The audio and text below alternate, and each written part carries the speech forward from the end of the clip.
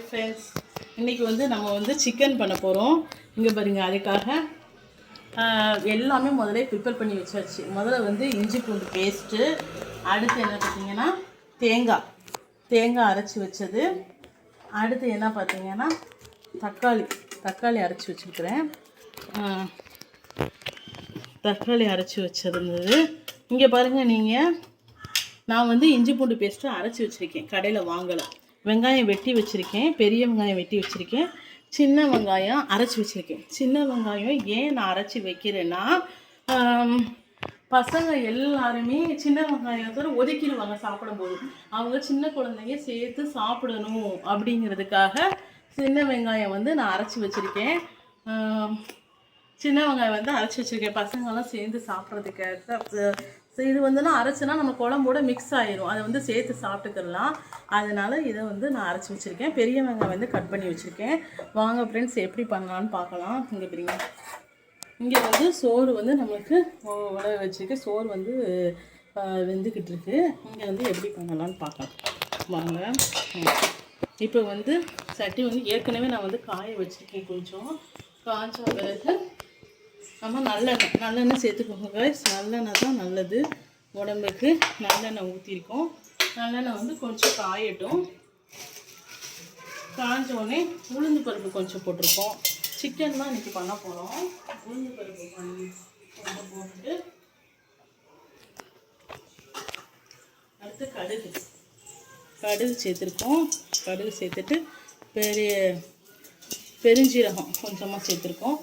இங்கே பாருங்கள், கறி அலசி வச்சுருக்கேன். கறியை ஃபுல்லாக அலசி வச்சு 1.5 கிலோ கறி எல்லாம் வச்ச பிறகு நம்ம வெங்காயம் எடுத்து சேர்த்துருக்கோம். கருவேப்பிலையை கொஞ்சம் சேர்த்துக்கலாம்.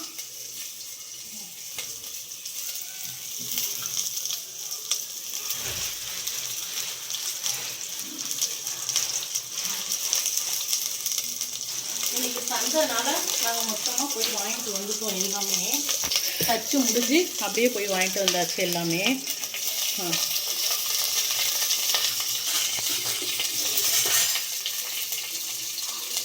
கொஞ்சம் வெங்காயம் சேர்த்து லைட்டாக வதங்கினா போதும்.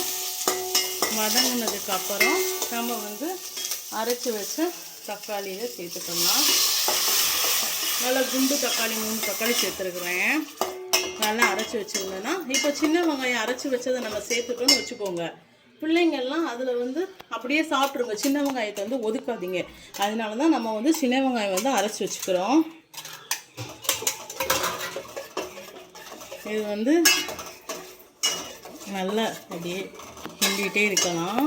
கொஞ்சம் வதங்கட்டும். வதங்கினா நல்லாயிருக்கும். ஓகேவா? அடுத்தது சின்ன வெங்காயம், அந்த அரைச்சி வச்ச சின்ன வெங்காயத்தை சேர்த்துக்கிறோம்.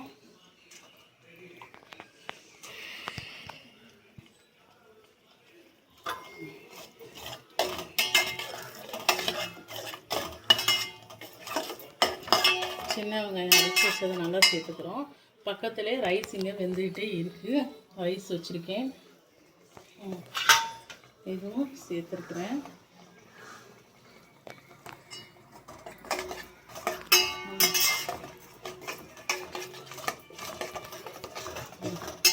நல்லா வதங்கிட்டே இருக்குது காய்ஸ். நல்லா வதங்கட்டும். வதங்கினா பிறகு நம்ம மசால் பொடி சேர்த்து நல்லா வதக்கிக்கிறலாம். இன்னும் நல்லா வதங்கட்டும்.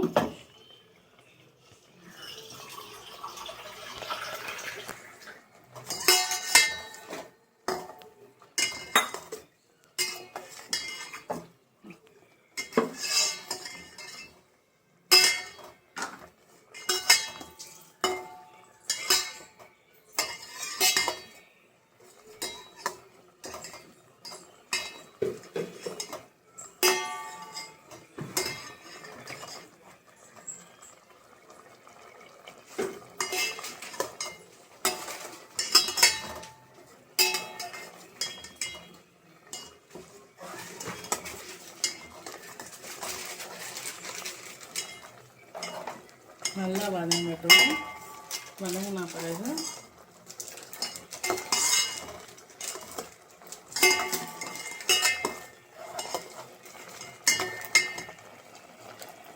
கொஞ்சம் பொடி சேர்த்துக்கலாம். சிக்கன் மசாலா பொடி சேர்த்துட்டு சிக்கன் மசாலா பொடி சேர்த்துட்டு நல்லா வதக்கிடுதும். கொஞ்சம் நல்லா வதங்கிட்டோம். அடுத்து வந்து நம்ம அரைச்சி வச்ச குழம்பு மசாலா பொடி,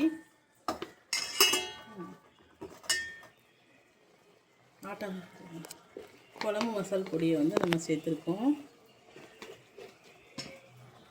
நல்லா சேர்த்தாச்சு. சேர்த்துட்டு இதை வந்து வதக்குறோம்.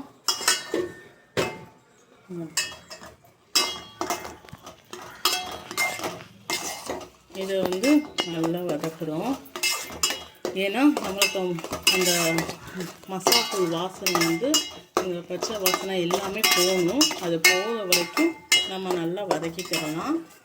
வதக்கின உடனே நம்ம அரைச்சி வச்சு இஞ்சி பூண்டு பேஸ்ட்டு வந்து தட்டிக்கலாம். அதுதான் நம்மளுக்கு ஈஸியாக செஞ்சிடலாம் காய்ஸ். ஒரு 1/4 மணி நேரத்தில் முடிச்சிடலாம். நல்லா டேஸ்ட்டாக இருக்கும். அடுத்து வந்து என்ன பண்ணுறோம், அரைச்சி வச்சு தேங்காய், அரை மூடி தேங்காய் அரைச்சி வச்சோம்ல, அந்த தேங்காவை தட்டிக்கிறோம். அந்த தேங்காயை தட்டிட்டு நல்லா வதக்குறோம். நல்லா வதக்கியாச்சா, நல்லா வதக்கட்டும். அப்போ தான் நமக்கு டேஸ்ட்டாக கிடைக்கும். எவ்வளோ தூரம் வதங்கி நல்லா மசாலா பொடியெல்லாம் வதங்கி வருதோ அவ்வளோ தூரம் நமக்கு நல்ல டேஸ்ட் கொடுக்கும். கொஞ்சம் ஃபாஸ்ட்டில் வச்சுட்டு கூட நம்ம வந்து கிண்டிக்கிட்டே இருக்கணும். ஏன்னா அடி பற்றிடக்கூடாது. அடி பற்றாமல் இருக்கிறது கிண்டிக்கிட்டே இருந்து நம்ம வதக்குறோம். வதக்கிட்டு அடுத்து என்ன பண்ணுறோம், நம்ம வச்சுருந்த கறி சிக்கன் அலசி வச்சுருக்கோம்ல, அந்த சிக்கனை போட்டு நம்ம வதக்கிறோம். இப்போ காய்ஸ் சிக்கன் போட்டாச்சு. சிக்கனை போட்டு அந்த மசாலெல்லாம் இதில் படும்படியாக வச்சு நல்லா வதக்கணும். உப்பு வந்து கரெக்டாக அளவோடு போடுங்க. சில பேர் உப்பு வந்து கூட போடுவேங்க. உப்பு வந்து நம்ம அளவாக போடணும். இது வந்து சிக்கன் குழம்புக்கு. இது கொஞ்சம் நல்லா வதங்கி வந்த உடனே இதில் என்ன பண்ணணும்னா நம்ம தேவையான அளவு தண்ணி ஊற்றி நல்லா வதங்கட்டும். ஒரு பிரச்சனையும் இல்லை. கறியெல்லாம் நல்லா வதங்கின பிறகு அடுத்து தண்ணி ஊற்றிக்கலாம். அப்போ தான் கறி வந்து நமக்கு பிரியாமல் நல்லா கிடைக்கும். அந்த எண்ணெயிலேயே வதக்கும் போது, அந்த எண்ணெய் சேர்த்தோம்ல, அந்த எண்ணெயிலே வதக்கும் போது கறி நமக்கு வந்து பிரியாமல் நல்லா கிடைக்கும் காய்ஸ். இவ்வளோ தான் பக்குவம். இதில் வந்து நம்ம என்ன பண்ணணும்னா உப்பு சேர்த்துடணும். தண்ணியை விட்டு ஒரு நம்ம வந்து வேக வைக்கல, தண்ணி கறியை வந்து அப்படியே போட்டிருக்கறனால நம்ம ஒரு 3/4 மணி நேரம் கிட்ட கறியை வந்து இதில் வந்து வேக விடணும். வேக விட்டு தாளித்து எடுத்துடலாம். அவ்வளோதான், சூப்பராக இருக்கும் காய்ஸ். இப்போ வந்து உப்பு சேர்க்குறோம். உப்பு அளவு பார்த்துக்கோங்க.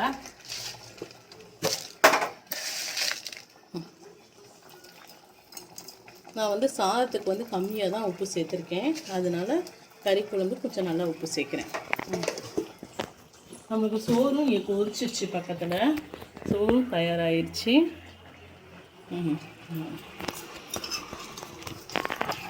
இப்போ வந்து நல்ல மனம் வந்துடுச்சு ப்ளஸ் அந்த இஞ்சி பூண்டு பேஸ்ட்டு போட்டதுனால அந்த மனம் எல்லாம் அப்படியே வந்துடுச்சு. மட்டனும் நல்லா பண்ணலாம். என் பையங்க மட்டன் ஃபிஷ் எல்லாம் பொரிச்சதான் சாப்பிடுவாங்க. சிக்கன் தான் குழம்புக்கு எடுத்துக்கிறாங்க. மற்றபடி வேறு எதுவும் எடுக்க மாட்டேங்கிறாங்க. அது ஒன்றும் கொஞ்சம் கொஞ்சம் பழக்கணும். ஃபிஷ் எடுத்துக்கிறாங்க, ஆனால் மட்டன் சுத்தமாக எடுத்துக்கிற மாட்டேங்காங்க. அது ஏன்னே தெரியலை. மட்டன் பிரியாணி போட்டாலும் மட்டன் ஒதுக்கிடுதாங்க. என் பையனும் ஒதுக்கிடுவான், என் பாப்பாவும் ஒதுக்கிடுவா. பாருங்க கைஸ், நல்லா நம்மளுக்கு கொதிச்சு நல்லா வருது. இங்கே பாருங்க, நல்லா கொதிச்சு நல்லா வருது. இதுக்கப்புறம் என்ன பண்ணணும்னா கொஞ்சம் தண்ணியை விட்டு நம்ம கொதிக்க வச்சு அடுத்து தாளித்து எடுத்தோன்னா அவ்வளோதான் கைஸ், நம்மளுக்கு சிக்கன் குழம்பு ரெடி. இங்கே பாருங்க, இது வந்து சோறு சோறு பொங்கிக்கிட்டு இருக்கு. இதை வடிச்சிட்டோம்னா அதுக்கப்புறம் நம்மளுக்கு சோறும் ப்ரிப்பேர் ஆகிடும். சண்டே சமையல் ரெடி. Okay, thank you.